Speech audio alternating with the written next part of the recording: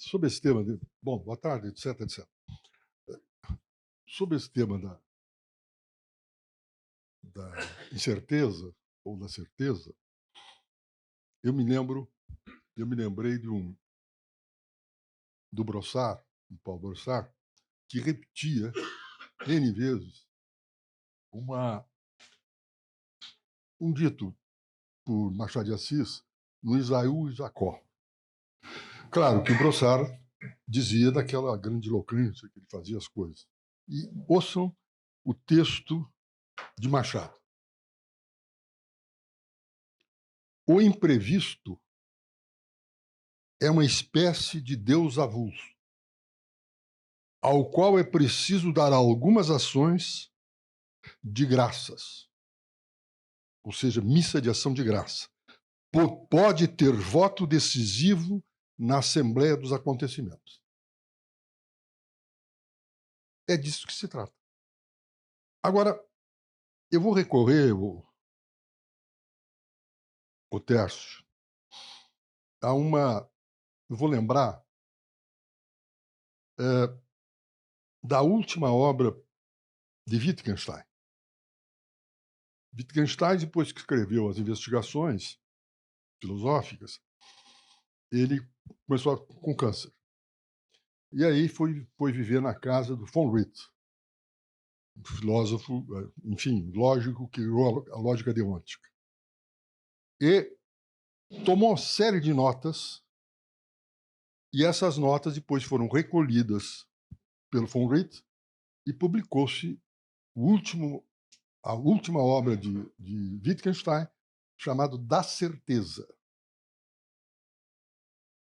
Que, como Wittgenstein não é fácil, lembra-se do Tratatus, é uma coisa complicada, e este segundo Wittgenstein, não é o primeiro, o segundo Wittgenstein, depois das investigações, ele faz a seguinte hipótese. Ele pretende discutir com George Moore. Moore havia escrito um trabalho, um artigo, sobre o senso comum, a essencialidade do senso comum, uma coisa desse tipo. E o Wittgenstein resolveu vir falar, resolveu se opor com essa obra da certeza. E ele começa mais ou menos assim. Isto é uma mão. A frase dele, de Wittgenstein, é curiosa porque eu resolvi, melhor eu ler, inclusive, para que as coisas fiquem absolutamente claras.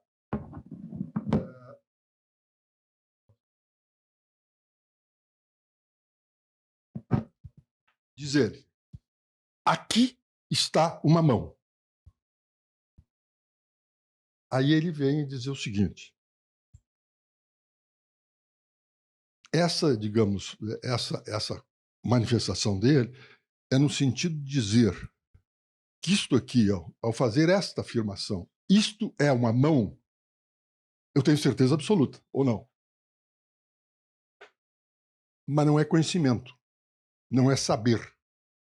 E aí ele nega a possibilidade de que a certeza não é um tipo de saber. É algo bem mais fundamental que isso. Se a certeza não é um tipo de saber, a incerteza também não é um tipo de saber. Ou seja, não há que se confundir qualquer expressão que a gente faça. E aí ele dá um exemplo curiosíssimo lá adiante, numa carta que ele escreveu respondendo a Moore.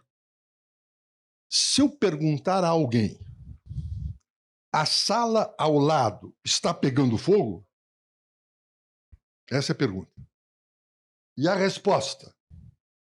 E a pessoa responder, acredito que sim, mas não posso dizer, acredito que sim. Aí o Wittgenstein diz o seguinte, não divague. Perguntei sobre o incêndio, não sobre o seu estado mental. Eu creio, eu penso, é um estado mental. Não estou falando sobre o mundo. E a gente confunde. E a gente confunde muito, principalmente decorrente da nossa cultura, de que o significado das palavras vem das coisas. Ou seja, a gente acha, por exemplo, o Barroso e eu estamos conversando, saímos à rua e assistimos o Toffoli fazendo alguma coisa. Voltamos para o nosso grupo aqui e o Toffoli, e diz o Barroso, conta o que o Toffoli fez. Faz uma descrição que nada mais é que um juízo de fato, uma proposição fáctica, não é um juízo de valor. Descreve o que aconteceu e eu digo, é exatamente isso. Foi exatamente isso que o Toffoli fez. A conduta dele foi X. O X dito por ele e o X dito por mim eram absolutamente iguais. Aí, de repente, o Barroso completa. Mas o Toffoli é um canalha. E eu digo, não, o Toffoli não é um canalha. Sobre o que nós estamos divergindo? Sobre o mundo? Ou sobre as regras de uso da palavra canalha? Ou seja, a palavra canalha não vem do mundo. A palavra canalha é um juízo de valor. E aí vem o problema da divergência entre nós sobre o uso da palavra canalha. E é o grande problema da filosofia com as chamadas pseudo-questões. Isto não é uma questão. Isto é uma divergência do uso em que eu fico sabendo que a extensão do uso da palavra canalha, feita por Barroso, é menor, ou melhor, é maior que o âmbito que eu uso a palavra canalha. Mas nós começamos a discutir como se estivéssemos discutindo o mundo. Como se existisse alguma coisa no mundo que fosse a palavra, fosse o canalha. Ou seja, a nossa tradição tomista, principalmente, realista da linguagem, faz com que a gente crie mundos. Aí surge aqueles personagens que nós conhecemos. Um mundo jurídico, onde habita a coisa julgada, habita o litisconsórcio, habita o trânsito em julgado. Mas nós queremos um mundo, precisamos criar um mundo para dizer que tem alguma coisa para significar o que eu estou dizendo. Aí você diz, não, a coisa julgada é uma senhora gorda, tal, pesada, que não caminha muito, etc. Então, eu acho que vocês vão dizer, mas o que ele quer dizer com isso, com política? Eu creio, e aí vem aquela história que alguém disse que eu sou pragmatista, foi tu. O fato é o seguinte, é que tudo teve uma origem numa situação política. Quando Barroso referiu o problema, e você referiu o problema da interpretação, o que aconteceu na Revolução Francesa? Veio a Revolução Francesa, o direito natural, que era sustentado no Ancien Regime, virou direito positivo. Ou seja, o direito da burguesia se consolida no Código Napoleônico. Mas a Revolução Francesa não tinha juízes. Os juízes eram do Ancien Regime. E aí surge um problema. Como é que o direito da burguesia vai ser aplicado por juízes do Ancien Regime e não vinculados à burguesia, mas sim aristocratas? Como é que faz?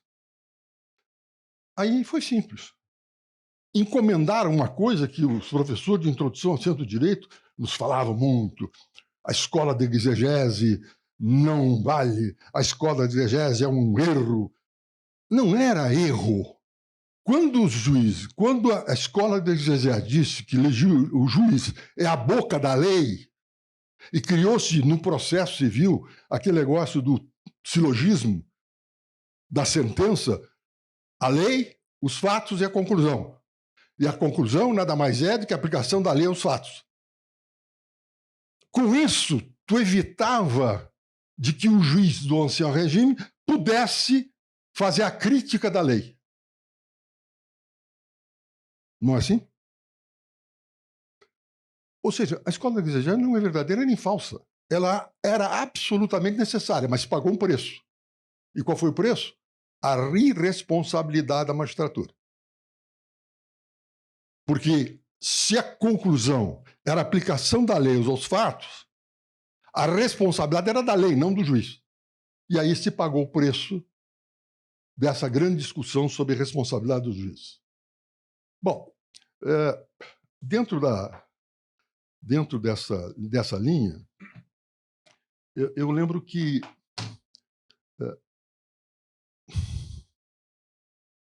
é importantíssimo que a gente compreenda e entenda e saiba por que as coisas apareceram, as nossas regras apareceram, para entender qual é a função política dessas regras. Eu fiz uma pesquisa uma vez sobre, Barroso, sobre o controle da constitucionalidade das leis no Brasil. Examinei sem preconceito. Fui na época eu era deputado, e fui à biblioteca da Câmara, que é extraordinária, com os arquivos, né? E aí encontrei o seguinte. Quando você examinar a Constituição de 1891, ou seja, a Constituição Republicana de 91, e compreender de que a Constituição Republicana de 91 foi votada por uma Assembleia Constituinte que foi eleita com base no regulamento Alvim, que foi a fórmula pelo qual os republicanos, que eram minoria, conseguiram ter uma maioria dentro do Congresso Republicano para fazer uma Constituição Republicana, porque a discussão que tinha eram duas. O apostolado positivista do Brasil, de Miguel Lemos, queria que o Deodoro outorgasse a Constituição. Os republicanos, gaúchos, liderados por Júlio Castilhos, não, tem que ser uma Assembleia Constituinte. A tese gaúcha venceu, mas aí surgiu um problema. A lei vigente, existente à época, eleitoral, era a lei de 1881, do conselheiro Saraiva. A lei de 1881 que introduziu o voto direto e pegou o sistema de círculos eleitorais, ARBA, distritos eleitorais, numa linguagem moderna, que o Marquês de Paraná havia introduzido no Brasil em 1855, naquele gabinete da conciliação decorrente das brigas lá que vem dessa gente aí dos aristocratas de Pernambuco, e inclusive dos falsos pernambucanos. Porque ele não nasceu em Pernambuco, ele nasceu no Rio. Aquele negócio que tu botou no braço do teu fardão ali é falso. Não, ele botou um negócio de Pernambuco. É falso. Bom, continuando. Quando se decidiu fazer a Constituição, se decidiu fazer uma eleição. E aí surgiu o problema. Nós vamos eleger, com base na lei Saraiva, uma Assembleia Constituinte para fazer uma Constituição republicana, sendo que o Partido Conservador e o Partido Liberal do Império têm um controle eleitoral em toda a região, e os republicanos eram uma coisinha desse tamanho. Aliás, os republicanos nós recebemos a República num golpe de Estado. O Marechal Deodoro queria derrubar o gabinete liberal do Visconde de Ouro Preto e ponto. Por quê? Porque, usando a linguagem moderna, o gabinete liberal havia contingenciado os recursos orçamentários do Exército Imperial. Deu um golpe para derrubar o gabinete e tentar colocar como chefe de gabinete, tirando o Visconde de Ouro Preto, o conselheiro Saraiva, que era simpático ao Exército Imperial.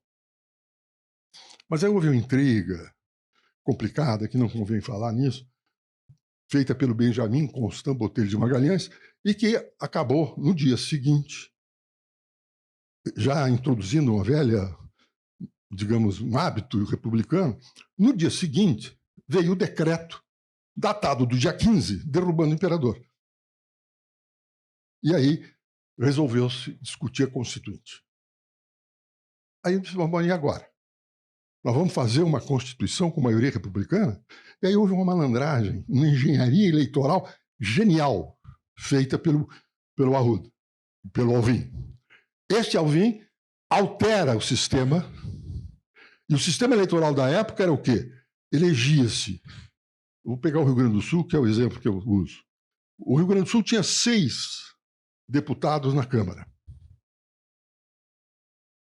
Tinha 6 distritos eleitorais. Em cada distrito eleitoral, o voto era majoritário, o sistema majoritário. Tinha um candidato do Partido Conservador e tinha um candidato do Partido Liberal. O Joaquim, aristocrata, antigo, o Joaquim votava sempre no personagem do Partido Conservador. Não tinha jeito nenhum de votar em alguém do Partido Liberal. Aí o que fez o Alvim? Vamos transformar o Estado, a ex-província agora é Estado, em um distrito único para 6 deputados. E o eleitor terá que escrever na cédula 6 nomes. Votem 6 pessoas para preencher as 6 vagas correspondentes ao Estado. Aí o Joaquim vai lá votar. E agora? Aí o Joaquim diz, mas eu sempre votei no fulano, no Barão X, aristocrata. E o Barão X, eu vou votar, que era do Partido Conservador. E agora e os outros? O que eu faço com os outros? Eu não voto, em hipótese alguma, em outro candidato do Partido Conservador, porque eu sempre votei em X. Não vou votar. Não voto dos liberais. De forma nenhuma não voto dos liberais, que é o inimigo político do Partido Conservador. O que fez o Joaquim? Eu vou votar nessa gurizada nova aí do Partido Republicano, porque aí eles tomam conta.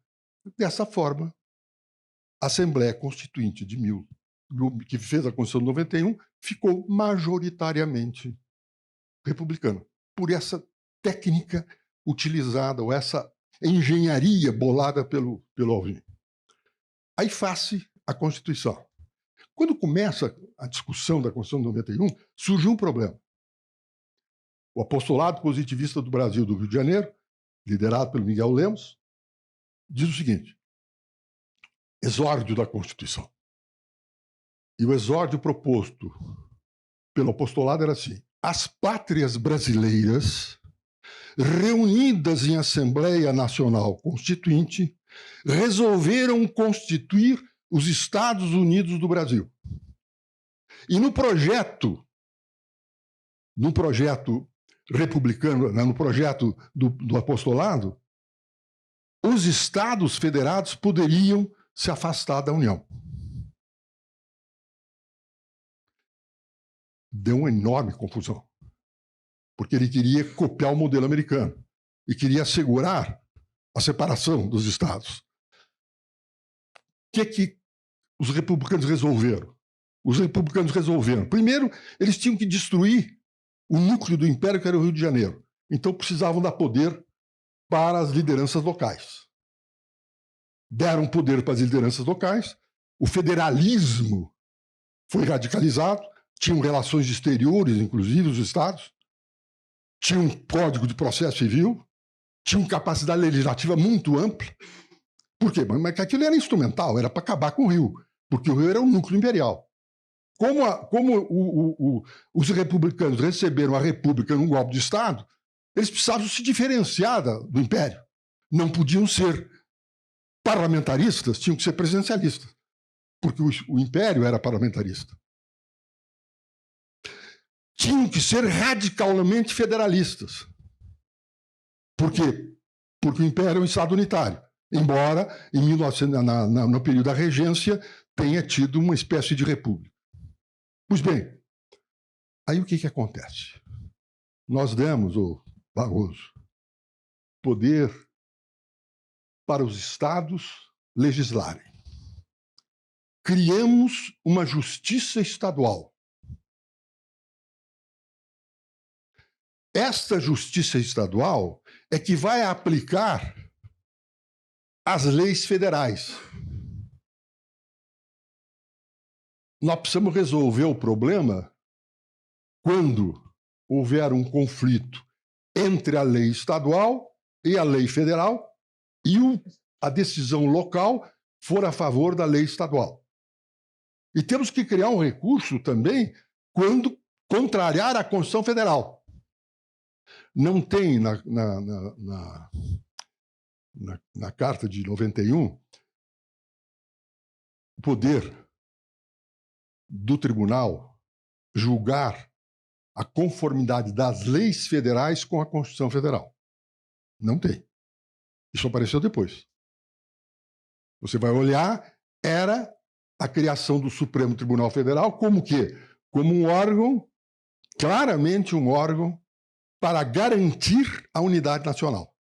Aí, então, se atribuiu o recurso constitucional, que era exatamente este, quando havia uma decisão da Justiça Estadual contrária à lei federal, prevalecendo a lei estadual sobre uma lei federal e também sobre a Constituição, recurso. Para quê? Para assegurar e acabar com os autonomismos que poderiam surgir. Ou seja, o controle foi um controle político. E o órgão político para esse controle foi o Supremo. Campos Salles, ministro da Justiça de Deodoro, manda um projeto para complementar a organização da Justiça Federal. A Justiça Federal existiu no Brasil por causa dos juízes do Império, porque os juízes do Império não queriam ser juízes dos estados. Então tiveram que manter. Isso está muito claro nos debates da Constituição de 91, em que os juízes, não, eu não vou me submeter ao governador do estado, ao presidente do estado. Eu quero continuar. Aí acabaram fazendo um acordo político e criou-se a Justiça Federal para acolher os juízes do Império que continuavam julgando. Bom, ele manda um projeto de lei para complementar isso. Aí eu vou olhar o projeto e eu comparo o projeto enviado por Campos Salles e o resultado. Ou seja, a lei final, publicada. E aí tinha um artigozinho que dizia o seguinte: os juízes poderão deixar de aplicar aos casos ocorrentes as leis contrárias, leis federais, porque a outra já tinha, contrária à Constituição da República e os tratados firmados pela União. Controle difuso da constitucionalidade entrando no projeto de lei de Campos Salles, que dizia o seguinte, aqui vem quem é que falou, lê um texto aqui há pouco, Campos Salles faz um discurso na Assembleia Constituinte, dizendo o seguinte, olha, os juízes federais, na complementação que ele pretendia, são os nossos guardas de fronteira, para evitar que os juízes estaduais acabem, ou melhor, que a legislação de um Estado interfira em situações do outro Estado. Guardas de fronteira era a capacidade deles. E aparece esse texto. E eu agora pergunto, onde é que vem isso? Aí eu fui atrás, e encontrei, era uma emenda de um deputado do Rio Grande do Norte, que não era nascido lá, era da Paraíba, Amaro Cavalcante, que veio a ser ministro do Supremo depois. E o Joaquim, inclusive, me deu uma obra-primeira dele, primeira edição daquele federalismo. Bom, por que Amaro Cavalcante colocou aquilo?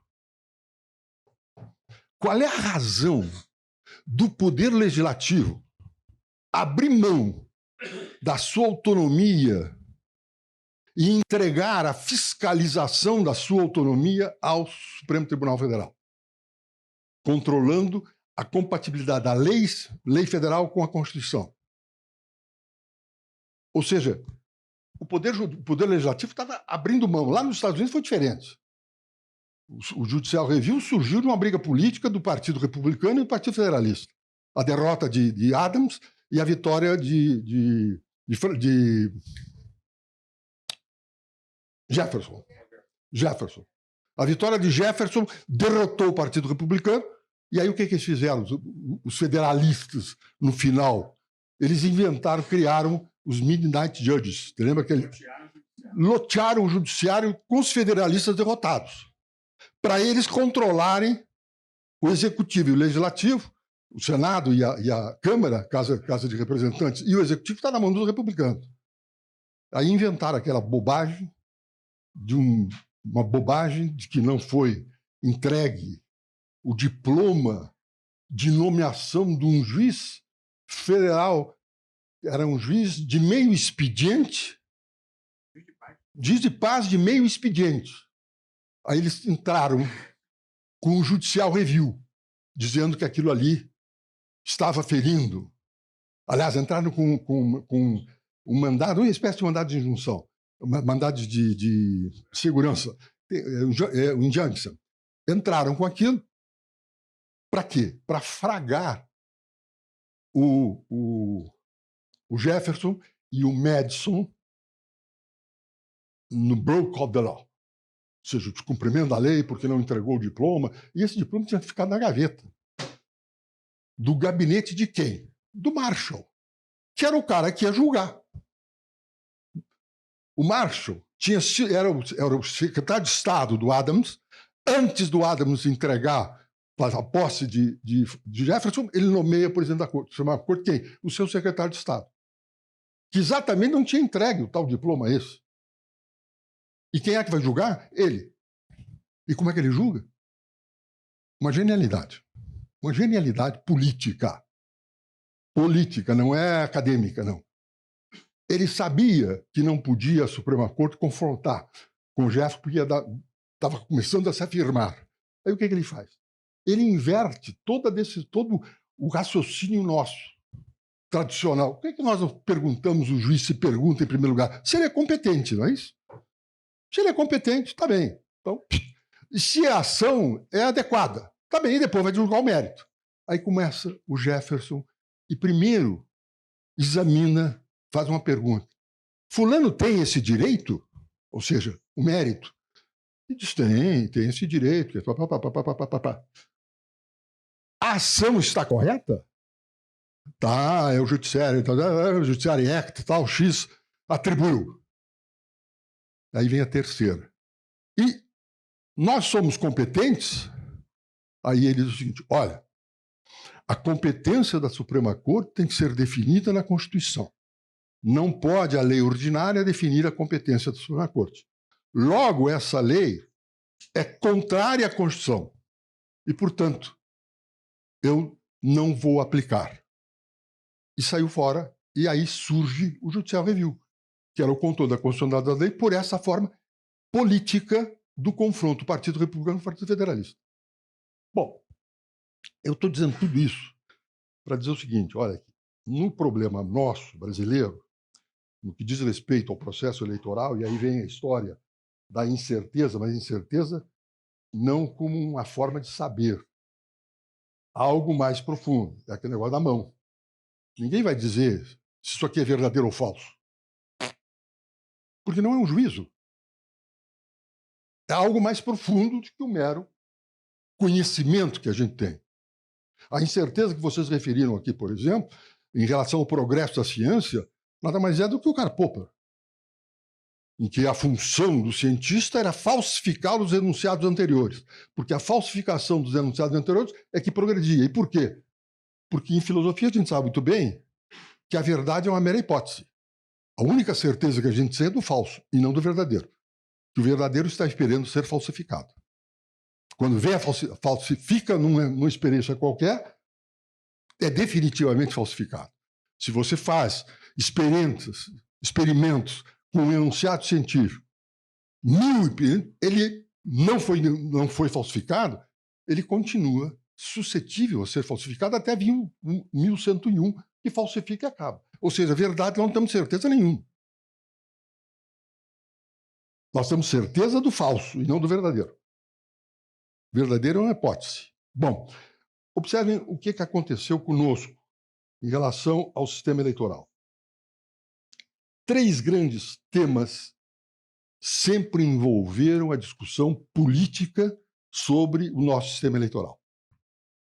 Primeiro, que foi uma luta infernal, foi a da cidadania política. Ou seja, quem pode votar e quem pode ser votado. E aí vem aquela história, mulher não vota, escravo vota, não vota, analfabeto votava no Império, foi com a Lei Saraiva que tiraram o analfabeto do voto, caçaram os votos do alfabeto, tinha aquele sistema censitário de que só votava quem tinha recursos, originário da Inglaterra, do João Sem Terra, porque o parlamento só tinha que definir o orçamento, o gasto da corte. Então, só devia votar os contribuintes. Dentro, só podia ter representante contribuinte, que era o sistema censitário, que fazia, digamos, era consistente com o modelo econômico e político da época. Mas nós definimos. Depois fomos avançando, e chegamos ao voto universal com o analfabeto também. E também reduzimos, no final, a obrigatoriedade manteve-se de 18 para cima, mas deu-se possibilidade de voto de 16 anos. Ou seja, a cidadania política se estendeu aos 16 anos e aos analfabetos. Bom, este assunto, no que diz respeito a quem pode votar, está mais ou menos resolvido, teoricamente. Já o outro, quem pode ser votado, se nós examinarmos, Barroso, toda a evolução das incompatibilidades, vai verificar o seguinte: no início do processo político de criação de... Eu estou falando do Império, inclusive. No início, quem não podia votar eram os juízes, porque eles estavam dentro os militares. Ou seja, era uma tentativa de evitar a interferência de alguém, na verdade, no resultado da eleição. Porque havia insegurança de que esses personagens pudessem controlar e controlavam. Depois você vai verificar de que as incompatibilidades se deu sempre para assegurar a lisura da eleição. Mas um momento na República começou a se expandir a não elegibilidade, ou seja, quem pode ser votado, começou a aumentar o número de quem não podia ser votado. Não tinha nada com verdade eleitoral. Tinha que ver com possibilidade de concorrência. Eu quero ser candidato a deputado, o Joaquim é ministro de Estado, ele tem um grau meu, então eu não tiro ele fora. E para ser, ele tem que sair fora. Ou seja, esse tipo de incompatibilidade era tipicamente política, era uma forma de você aumentar ou diminuir a concorrência. Depois tinha o segundo tema, o grande tema, além da cidadania política, que é o tema da verdade eleitoral. E aí vem a influência do governo, etc, etc, etc, e acaba com aquilo que deu agora essa confusão enorme aí com o governo de hoje, atual, ou seja, que o voto votado seja o voto apurado. Este assunto veio desde do fraude das eleições de papel, passou depois que os militares, no golpe, no período militar, criaram a cédula única para evitar a fórmula. Eu me lembro que teve uma eleição no Rio Grande do Sul, o chefe do Partido Republicano Liberal, avô do Flávio Benrembach, José Antônio Flores da Cunha, ele criou-se o voto secreto. O voto secreto foi instituído no Brasil a partir do Código Assis Brasil. Aí o que fez? Como é que ele fez para identificar os votos dos integrantes do governo estadual? Ele pegou os partidos que faziam as cédulas. Aí ele imprimiu as cédulas dos candidatos do Partido Republicano Liberal em papel de cartolina. Os outros imprimiram em papel jornal. Aí quando, veja bem, aí a lei diz, a lei diz o seguinte: quando o eleitor sai da urna e vai colocar o voto, sai da cabine indevassável e vai colocar o voto na urna, os fiscais de partido examinam o voto. que faziam os fiscais do Partido Republicano? Estava duro, votou no governo.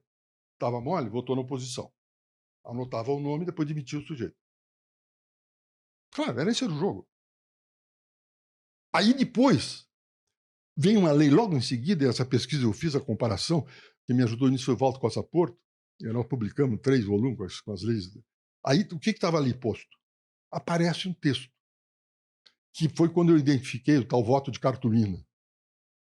Dizia o seguinte, a lei dizia a mesma coisa que a lei anterior, só que quando era o eleitor sai da cabine e vai colocar, os fiscais do partido verificam se o envelope foi o envelope entregue, vírgula, sem tocar, para acabar com o voto de cartolina. E assim evolui a nossa legislação eleitoral a partir de experiências reais. Chegou o momento em que os partidos imprimiam as cédulas em cores, porque podiam ser identificados tu olhando o envelope, vermelho, preto, já. Aí vem embora. Chega, então, no militar, se cria a cédula única. A cédula única vai acabar com a fraude, etc. e tal. Mas foi muito simples. O que acontecia? Eu ia lá, falava com o Joaquim ia votar na sessão X, dava um dinheiro para o Joaquim e entregava para o Joaquim uma cédula única falsa. Mandava imprimir, bonitinha, mas falsa. Entregava para o Joaquim. E o Joaquim, eu prometi ao Joaquim dar R$10, o cruzeiro, X. Aí o Joaquim ia lá, entrava na cabine, entrava na sessão eleitoral, recebia a cédula verdadeira da mesa, ia para a cabine indevassável e colocava num envelope a cédula falsa. E saía com a cédula verdadeira na mão. E assim sucessivamente. Ou seja, um outro eleitor fazia a mesma, recebia, aí sim, recebia a cédula única, preenchida pelo cabo eleitoral. No início teve um problema, porque eles começaram a preencher com a mesma caneta. Aí começaram a identificar na apuração que tinha alguma coisa errada. Então, depois, eles acabaram com as eram várias canetas que preenchiam, e várias mãos. Várias mãos é que preenchiam a cédula, para evitar o problema da letra ser igual. De onde é que veio isso? Veio da disputa do Borges de Medeiros no Rio Grande do Sul, nas suas sucessivas reeleições.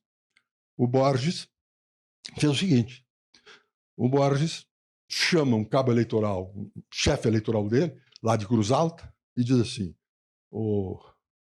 mas companheiro, a oposição está reclamando.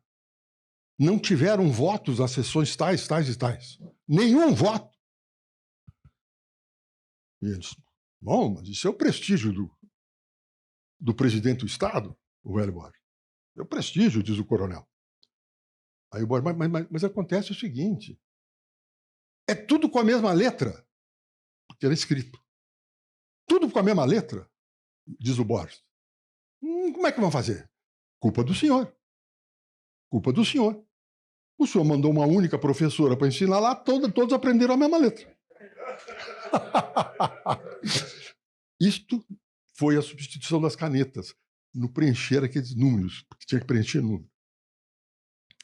Nós chamávamos isso de voto de carreirinha.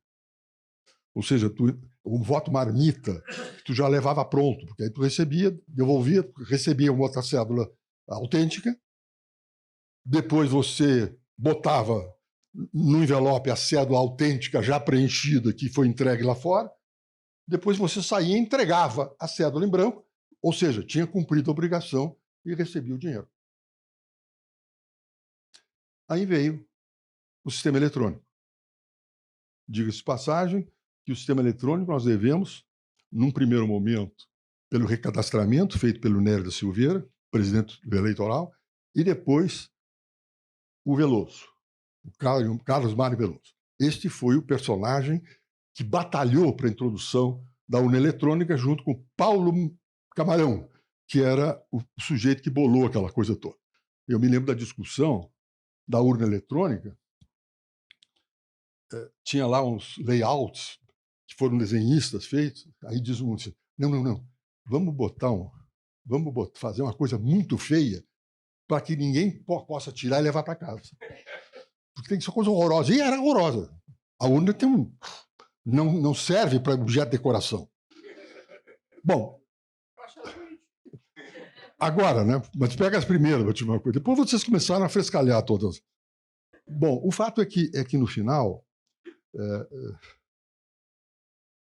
nós resolvemos o problema de que o voto votado fosse o voto apurado. Ponto. Não obstante essas bobagens todas aí de discussão, que não porque, observem, o pessoal que fala de que a urna não sabem como é o processo. Tu pergunta, mas como é que é isso? Me explica. E várias vezes aconteceu comigo, Barroso. Os caras dizem, a urna não é confiável. Mas por que não é confiável? Não, porque pode ser modificada, mas como é que ela é modificada? Como é que funciona? Não, eu não sei. Não sabiam. Todo aquele troço que vocês fizeram, aquele passo a passo, não sabiam coisa nenhuma disso. Bom, mas tinha um problema que se identificou no início. Que o voto votado era o voto apurado, não tinha dúvida. A questão era saber quem votou. E aí surgiu o seguinte problema, que você está se resolvendo com a identificação digital. O sujeito mas tinha que haver um conluio fraudulento grande. Na urna X, tinha 200 eleitores, 5 horas da tarde fecha a urna, 4 horas da tarde votaram X eleitores, faltavam 40 para votar. O presidente da mesa tinha o número para a abertura da urna. Isso aconteceu no Ceará e na Paraíba. Tinha o número para abrir a urna. Então ele pegava o seguinte, ele abria a urna e votava por 20. Claro que tinha que ver conluio com todo mundo. Aí chegava o Barroso para votar. 5-5. O Barroso era um cujo voto já tinha sido utilizado antes. Aí o que ele fazia? Ele deixava 10 sem votar. Ele botava o nome de outra pessoa e o Barroso votava. Daí a razão pelo qual saiu atrás da biometria, da identificação datiloscópica, que é uma forma que acaba com essa último remanescente da sapiência partidária de fraudar a eleição. Porque é um processo que vão surgindo coisas e você vai ajustando. Não é assim? Não é algo a priori, é sempre a posteriori. A experiência mostra isso, pum, pum, e vai indo, né? Até você conseguir chegar nisso. E, por último, o último espaço, além da verdade eleitoral e da cidadania política, o último grande problema é a representação das minorias. Como é que faz? Qual é o sistema eleitoral nosso? E aí vem o problema da incerteza que os políticos tentam substituir pela certeza. E essa substituição da incerteza pela certeza conduz à corrupção. Porque aí começa a pagar eleitor. O eleitor que vai lá identifica-se pela identificação digital, como é que chamou isso? A biometria, identifica-se com a biometria e vota. O problema não é esse, o problema é a formação da vontade do eleitor. Como se faz esta formação da vontade do eleitor? E aí surge toda a nossa dificuldade com esse modelo eleitoral que nós temos de fake news, etc, etc, etc. Ou seja, a incerteza, neste caso, decorre exatamente desta situação, que é muito difícil de enfrentar. Não é fácil.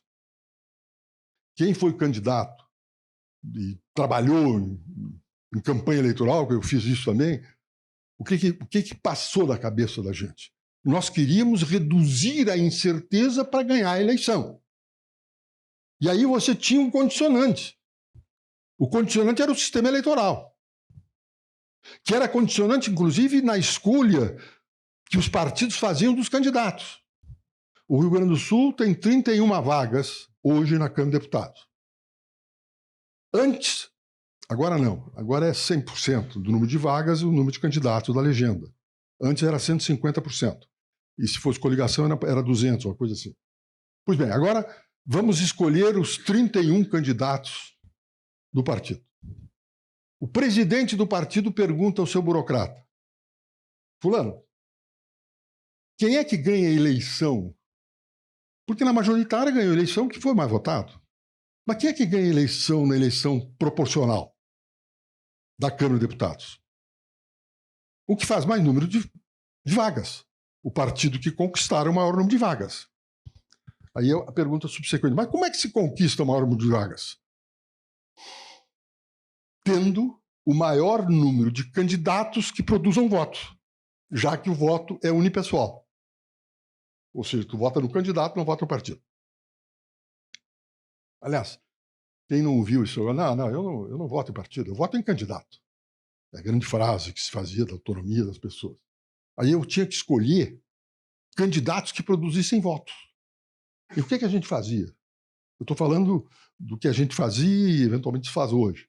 A gente fazia o seguinte: vamos saber aqui, dentro do Rio Grande, quais são os candidatos, os líderes de categorias profissionais que têm atrás de si a capacidade de trazer os votos obter os votos da categoria profissional, porque esses votos vão ser somados para a legenda. Então você escolhia primeiro tipo de candidato, de categorias profissionais. Aí você escolhia lá, ó, a Brigada Militar Gaúcha tem capilaridade, tinha que ter um candidato que pudesse captar os votos da brigada. Polícia, também. Ou seja, você identificava os sindicatos ou as organizações do teu estado que tinham capacidade de produzir votos. Já vai lá, estou terminando. Esse final, depois você tinha um outro grupo, que eu chamava de candidato de aparelho, que tem 2 subgrupos. Os de mídia e um segundo de mídia, não eram todos. No início, lá no final dos anos 70, 80, o futebol estava em moda. Quem eram os candidatos? Os cronistas esportivos. Não era o radiador, o jeito que irradiava, era o cara que dava aquele impacto. Ele tem razão, fazia o comentário, e todo mundo assistia. Tudo era. Quando desapareceu esse negócio, ou seja, nós perdemos a Copa do Mundo e tal, aí veio o problema da inflação, vieram os donos de programas assistencialistas, que resolviam problemas reais da população, hospital, cadeira de roda, muleta, não sei o quê. E a gente escolhia esse personagem. E descobrimos também um outro personagem dos anos 80. No início, os grandes partidos resolveram, para resolver o seu problema de vitória, de conquista de vagas, eles procuraram um outro personagem que tinha povo, palanque e dinheiro. E aí começaram a buscar os pastores evangélicos, que entraram na política pelos grandes partidos. Mas acharam a trazer esse candidato para quê? Para pegar os votos dos crentes que votariam no pastor, e esses votos seriam somados na legenda do partido. Aí vem um terceiro tipo de candidato, que nós chamávamos de vereadores federais. Quando no período da ditadura, lembre-se da reforma Bulhões Campos, a reforma que foi feita no sistema tributário. E também na distribuição. O que fez o pessoal, os militares? Concentraram os recursos todos na mão da União e deixaram os estados e municípios o suficiente para pagar a folha de pagamento. Por quê? Porque o orçamento nada mais era do que a execução anual do Plano Nacional de Desenvolvimento. Lembra daqueles planos nacionais de desenvolvimento? Tinham que ser executadas pelo orçamento. Aí o sujeito ficava tudo na mão da União. Aí os estados resolveram, precisamos mandar gente lá para conseguir dinheiro para os nossos estados, para a base. E aí começa a surgir o negócio da base eleitoral, porque aí você começava a ir lá para trazer para si dinheiro. E aí surgiu uma coisa curiosa, Barroso. A academia fez uma crítica imensa ao problema do voto de liderança. Lembra-se disso? Em que o líder partidário tinha os votos, o número de votos do líder partidário, um voto era igual ao número de votos da sua bancada. E por que fizeram isso? Aí, não foi para solucionar um problema.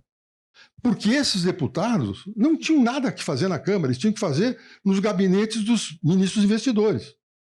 E não estariam presentes, tinha um problema de quórum. Aí eles resolveram criar o voto de liderança, porque conciliava o interesse desse pessoal, que não estava lá para legislar, está para resolver o problema dos estados, com o problema do funcionamento da Câmara. Foi instrumental. Não era verdadeiro nem falso, era necessário para conseguir fazer que o processo evoluísse. E, por último, vi os líderes partidários. E o grande problema da incerteza, nesse processo eleitoral, nesse modelo, é de que, quando se faz o cálculo, toma-se os votos válidos, que compareceram, votaram validamente no Estado. Antes se botava os votos em branco também, mas depois apareceu o Supremo que tirou isso, acabar com os votos em branco. Toma-se os votos válidos, divide-se pelo número de vagas. Aí dá o quociente eleitoral, que todos conhecem, 200 mil votos. Aí depois soma-se os votos dados pelos eleitores aos candidatos do partido. Depois divide o resultado dessa soma por 200, dá o quociente partidário. E aí surge um problema. Quem é que pode me ganhar a eleição de mim, que sou candidato a deputado? É o candidato do meu partido, se tiver mais votos que eu. Porque quem for eleito serão os mais votados correspondentes ao quociente. Se foram 10 vagas conquistadas, os 10 mais votados. Quem é que pode me tirar? E eu ficar em 11º, o meu colega do partido. Então a briga eleitoral não era entre partidos, era dentro do partido. Continua, o modelo é o mesmo. Ou seja, você continua brigando, e aí o que acontece? E aí vem um problema daquela decisão do Supremo sobre fidelidade partidária. O candidato de categoria profissional tem que ser fiel a quem? Ao partido que lhe deu a legenda ou ao eleitor que lhe deu o voto? É a contradição. Se exige que seja fiel à sua legenda, faça aquelas decisões que surgiram sobre a fidelidade partidária. Mas o sujeito tem que ser fiel a quem lhe deu o voto. E aí começa a surgir a enorme contradição e a incapacidade que temos hoje da política, e aqui eu termino, da política administrar os seus dissensos. Política é instrumento de administração de dissensos. O Toffler adiantou isso. A gente compõe o dissenso, esse dissenso é superado por um consenso que sucessivamente vai se tornar um dissenso e assim por diante. E que tudo isto tem que ser negociado. No momento em que a política ficou incapaz de resolver os seus dissensos, levaram os dissensos para o Supremo Tribunal Federal. E aí, o que aconteceu?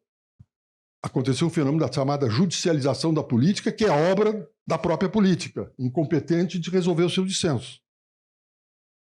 E aí surge, logo a seguir, o discurso do ativismo eleitoral. Então, para compreender as nossas incertezas, nós temos que descobrir uma coisa: do que se trata? E aí eu volto ao doutor Ulisses. Sua Excelência, o fato. Primeira coisa a fazer é identificar o fato.